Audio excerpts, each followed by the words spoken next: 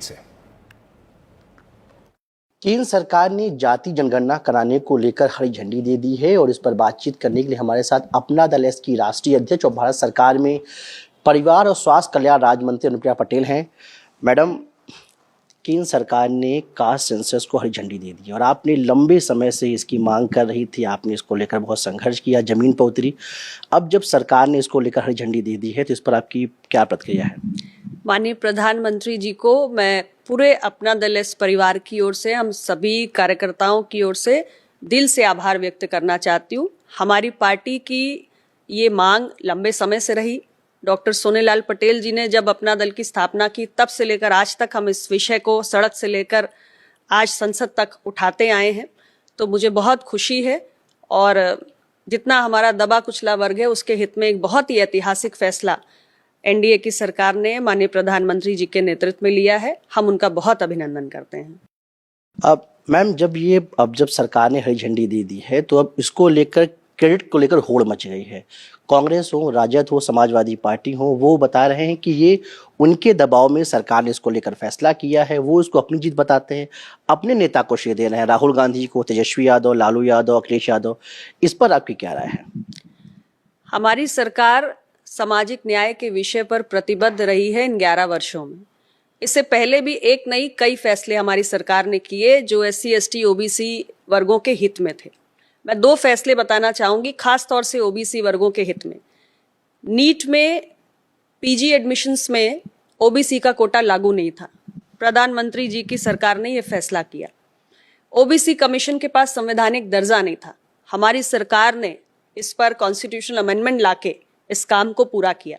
ये विषय तो यूपीए की सरकार के समय से लंबित थे और ये तमाम पार्टियां जो इनकी सहयोगी हैं, इंडी गठबंधन में शामिल हैं, वो इनके साथ थी, कांग्रेस के साथ थी, बाहर से समर्थन कर रही थी, सरकार में शामिल थी।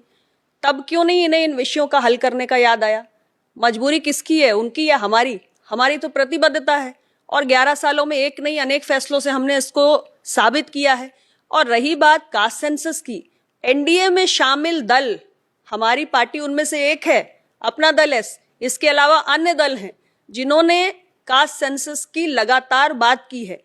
तो OBC, SC, ST, दबे कुचले वर्ग के हितों से जुड़े हुए जो मसले होते हैं हमारे एनडीए परिवार में, उसकी अपने आप ही स्वतः चर्चा हो जाती है और प्रधानमंत्री जी उसका समाधान कर देते हैं। अब विपक्ष के पास अब कोई विषय नहीं बचा, कोई मुद्दा नहीं बचा, तो इसके लिए हम कुछ नहीं कर सकते। मैम, राहुल गांधी ये कह रहे हैं कि वो सरकार के इस फैसले का समर्थन करते हैं, लेकिन उन्होंने 4 मांगे रखी। उन्होंने कहा कि 50% जो आरक्षण की सीमा है उसे हटाया जाए, निजी संस्थानों में जो है आरक्षण लागू किया जाए और तेलंगाना की तर्ज पर जो है इस मॉडल को अपनाया जाए। और वो बार बार ये भी सवाल कर रहे हैं कि सरकार ने फैसला कर लिया लेकिन डेट नहीं बता रही है। देखिए, जहां तक तारीख की बात है तो मैं कांग्रेस पार्टी के नेता से यही कहना चाहूंगी कि जैसे हमने जातीय जनगणना करवाने का फैसला कर लिया और उसकी घोषणा कर दी, वैसे ही समय की घोषणा भी हमारी सरकार कर देगी। ये जरूर पक्का है कि 6 दशक का समय तो हमें नहीं लगेगा उनकी सरकार की तरह। और दूसरी बात, आरक्षण का दायरा बढ़ाना या प्राइवेट सेक्टर में आरक्षण को लेकर जाना, ये ऐसे विषय हैं जिसपे कांग्रेस के पास तो कोई मॉरल ग्राउंड ही नहीं है बात करने का। यानी जिस पार्टी ने OBC आरक्षण का हमेशा विरोध किया, पार्लियामेंट में विरोध किया, OBC आरक्षण को लागू नहीं होने दिया, जिस पार्टी की ये देन है कि उनके कारण OBC समाज के बच्चे सरकारी नौकरियों में नहीं आ पाए और जिन्होंने कभी OBC की प्रतिमा में विश्वास नहीं किया, वो आज आरक्षण का सीमा और उसका दायरा बढ़ाने की बातें करते हैं। मैं उनसे पूछना चाहती हूं कि जब उनकी सरकार थी, 5 दशक से ज्यादा उन्होंने शासन किया, क्या उन्होंने कभी इस बात की समीक्षा की कि बैकलॉग कितना है नौकरियों का? जितना आरक्षण मंडल कमीशन के बाद मिला 27% और जो हमारे SC, ST वर्ग को मिला 22.5%, वो कितना पूरा हुआ? कांग्रेस की सरकारों में लगातार सरकारी नौकरियों का बैकलॉग बढ़ता रहा और आपने कभी चिंता नहीं की। तो ये आरक्षण का दायरा बढ़ाना, ऐसे जो ये इनके सियासी जुमले हैं, ये जनता सब समझती है।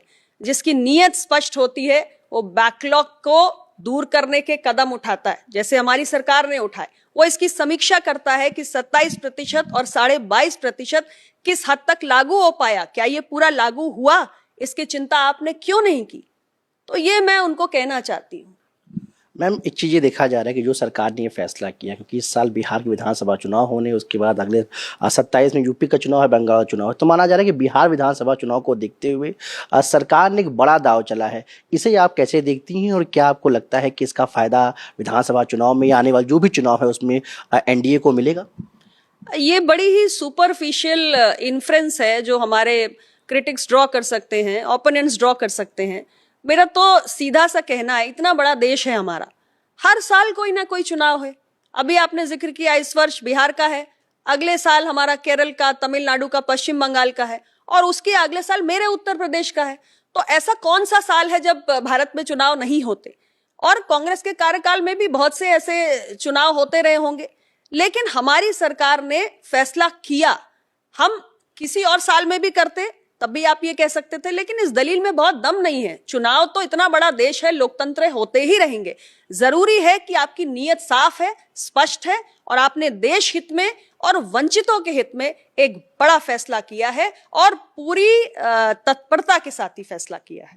मैम, एक आखिरी सवाल ये कि ये जो राजनीतिक विश्लेषक हैं ये बार बार ये अब ऐसा दावा कर रहे हैं कि जो भी विपक्ष मुद्दा उठाता है उसको एनडीए सरकार जो खींच के पूरा कर देती है। यानी आप अब विपक्ष के लिए आपने नए मुद्दे खोजने को मजबूर कर दिया। जो मुद्दा विपक्ष बना रहा है उसको आप लोग लाकर पूरा कर दे रहे हैं।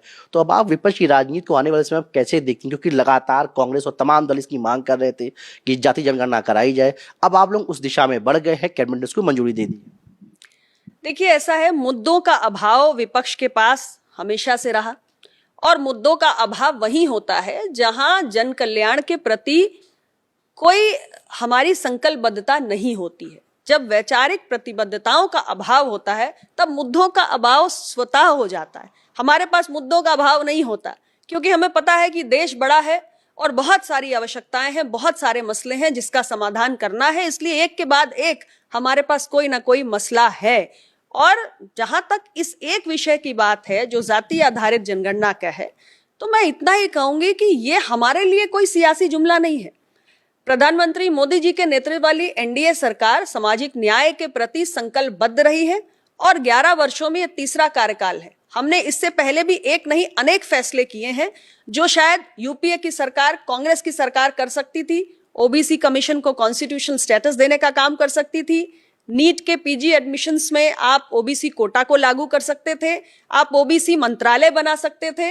आपने ऐसा कोई काम नहीं किया, लेकिन हमने 2 काम तो इसमें मैं अपनी सरकार के लिए कह रही हूं कि हमने किए हैं। तो ऐसा इसलिए क्योंकि हमारे लिए सोशल जस्टिस कमिटमेंट का विषय है, और इसलिए हम आपके कुछ कहने का इंतजार नहीं करते, हम स्वयं ही उस दिशा में काम करते रहते हैं। और कास्ट सेंसस का विषय एनडीए के अपने परिवार में हमारे जैसी जो पार्टियां हैं वो उठाती रही हैं। अपना दल ने तो खास तौर से इस विषय को लगातार उठाया है, और मुझे खुशी है कि मेरी सरकार ने उस विषय का भी समाधान कर दिया है।